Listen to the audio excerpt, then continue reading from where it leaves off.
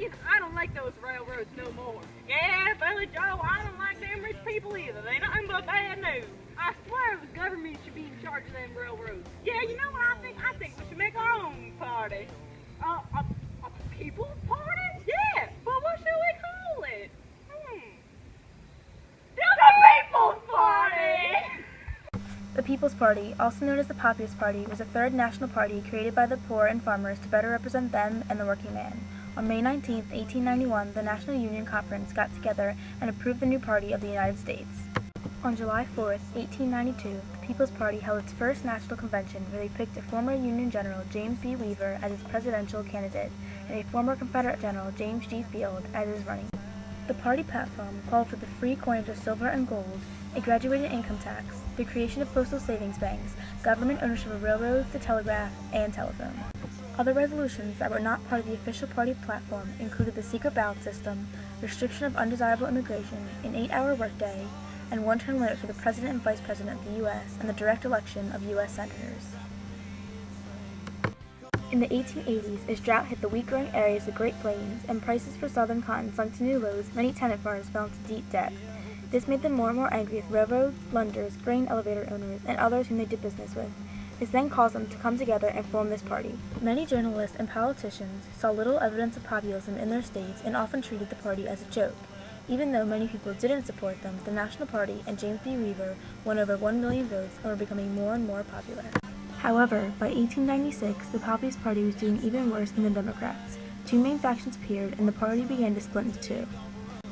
One faction, the Fusion Populists, wanted to merge with the Democrats. They didn't believe a third national party would make it, so their only way to survive would be to join the Democrats.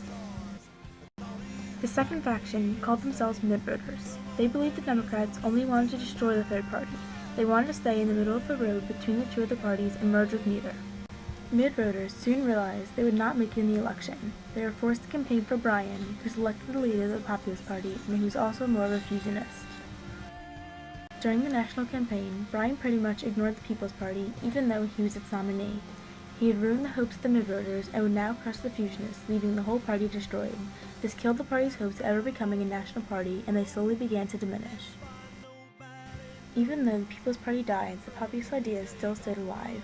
Theodore Roosevelt recast many of these ideas in new forms and even used some in his campaign.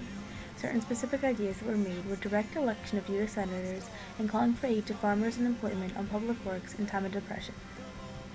As we know, the Democratic Party is still alive today, and many of the populist ideas are used in their party. Although in the end the People's Party failed, it was still an important part of populism in that time period. It gave the poor and common people a voice and allowed them to stand up for what they believed in. They weren't able to form a third national party, but they were able to get their ideas across and influence the nation greatly.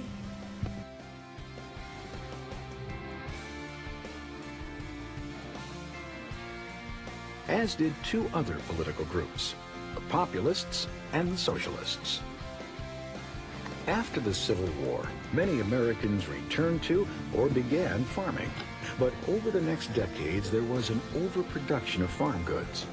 With more supply than demand, prices plummeted lower and lower.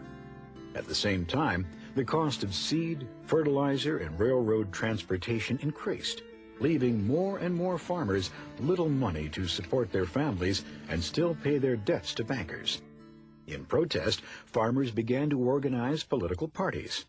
Of them, the Populist Party emerged as the most powerful. The Populists supported an income tax based on earnings to support the government, rather than the tariffs then charged to farmers and businesses. They demanded a shorter workday, government loans to farmers, the direct election of state senators, secret ballot voting, and other election reforms. But Republican William McKinley defeated the populist-supported presidential candidate, Democrat William Jennings Bryan, in 1896, and the Populist Party, if not its causes, faded.